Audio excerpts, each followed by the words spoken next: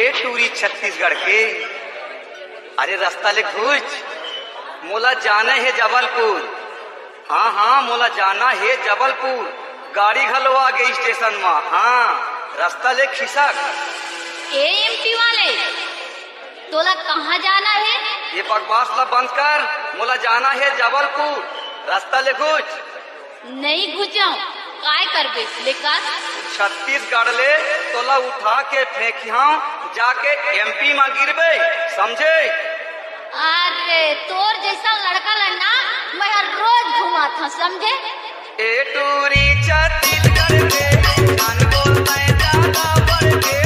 ए टूरी छत्तीसगढ़ के, जान बोलता है ज्यादा बढ़ के। तोरे हो उड़ा दे हुना, तोला मजा चखा दे हुना। तोर जैसे लड़की ना मैं रोज घुमा दूना, तोर जैसे लड़की ना मैं रोज घुमा दूना।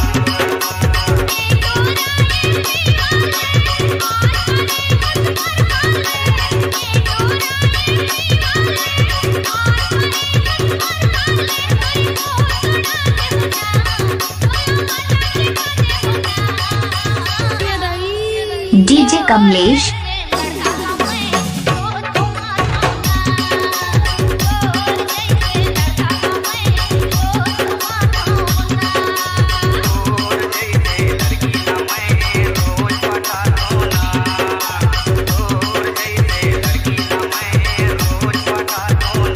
डीजे कमलेश।